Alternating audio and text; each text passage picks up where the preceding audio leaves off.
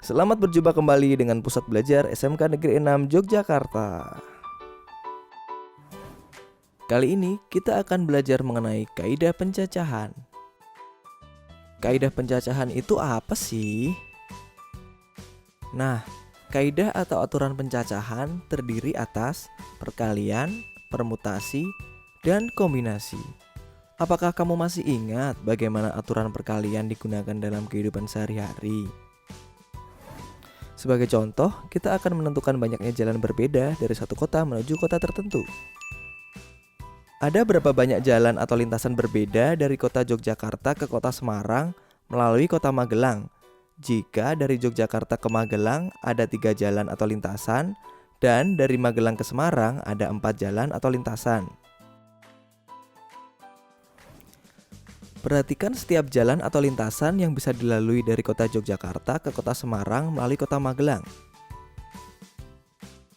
Dari kota Yogyakarta melalui jalan 1 ke kota Magelang, dilanjutkan melalui jalan 4 sampai ke kota Semarang. Lintasannya adalah 1 dan 4. Atau bisa juga dari Yogyakarta ke Magelang lewat jalan 1, kemudian dari Magelang ke Semarang lewat jalan 5. Lintasannya adalah 1 dan 5. Bisa juga melalui lintasan 16 atau 17. Sama halnya ketika dari Yogyakarta ke Magelang melalui lintasan 2, maka pilihan selanjutnya bisa melewati lintasan 4, 5, 6, atau 7. Hal ini juga berlaku ketika dari Yogyakarta ke Magelang melewati lintasan 3. Bisa dilanjutkan melalui lintasan 4, 5, 6, atau 7. Sama kan? Ternyata ada 12 jalan atau lintasan berbeda dari Yogyakarta menuju Semarang melalui Magelang. Bisa lewat jalan 14, 15, 16, 17, 24, 25, 26, 27, 34, 35, 36, atau 37.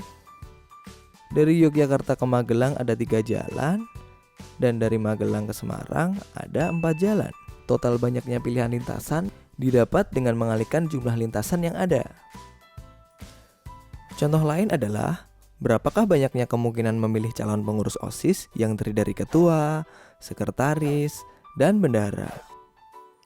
Kandidatnya terdiri dari 3 orang, yaitu Andi, Betty, dan Chandra.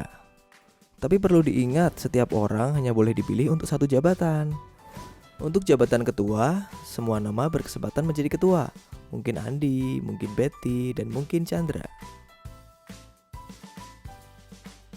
Selanjutnya untuk jabatan sekretaris. Karena salah satu sudah menempati jabatan ketua, misalnya Andi, maka jabatan sekretaris hanya mungkin diduduki oleh 2 orang kandidat calon yang tersisa, yaitu mungkin Betty atau Chandra. Jika ketuanya Betty, maka sekretarisnya Andi atau Chandra. Dan jika ketuanya Chandra, maka sekretarisnya mungkin Andi atau Betty. Dengan demikian, posisi sekretaris ada 2 kemungkinan. Karena untuk jabatan ketua sudah terisi, begitu juga dengan sekretaris, maka hanya ada 1 calon yang tersisa. Misalnya ketuanya Andi dan sekretarisnya Betty, maka bendaharanya pasti Chandra. Formasi ini kita sebut sebagai ABC. Jika ketuanya Andi, sekretarisnya Chandra, maka bendaharanya pasti Betty.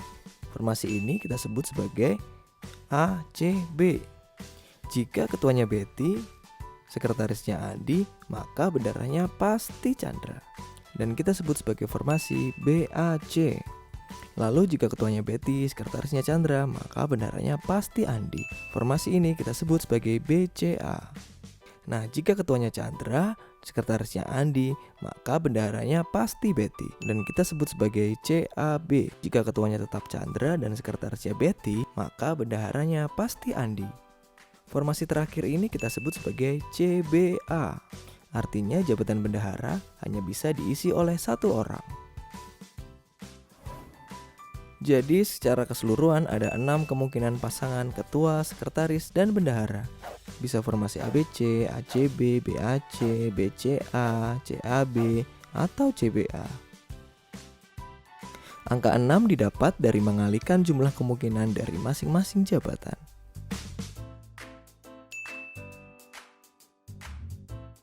Maka banyak cara untuk menyusun K unsur yang tersedia adalah N1 dikali N2 kali N3 kali dan seterusnya kali NK. Dengan N1 adalah banyak cara untuk menyusun unsur pertama. N2 adalah banyak cara untuk menyusun unsur kedua. N3 banyak cara untuk menyusun unsur ketiga. Dan NK adalah banyak cara untuk menyusun unsur KK setelah objek unsur sebelumnya tersusun. Kita juga belajar tentang faktorial. Contohnya adalah 8 faktorial sama dengan 8 kali 7 kali 6 kali 5 kali 4 kali 3 kali 2 kali 1. 5 faktorial sama dengan 5 kali 4 kali 3 kali 2 kali 1. 2 faktorial sama dengan 2 kali 1. 1 faktorial sama dengan 1. Dan 0 faktorial sama dengan 1. Secara umum, jika n bilangan asli, maka n faktorial didefinisikan sebagai berikut. N faktorial sama dengan n dikali n kurangi 1 kali n kurangi 2 kali n kurangi 3 kali n kurangi 4 kali dan seterusnya kali 3 kali 2 kali 1. Atau n faktorial sama dengan 1 dikali 2 dikali 3 kali dan seterusnya dikali n kurangi 4 kali n dikurangi 3 kali n dikurangi 2 kali n dikurangi 1 dikali n. Nah, itu tadi pembahasan kita tentang aturan perkalian. Ternyata mudah kan? Sampai jumpa pada materi yang lainnya. Terima kasih dan selamat belajar.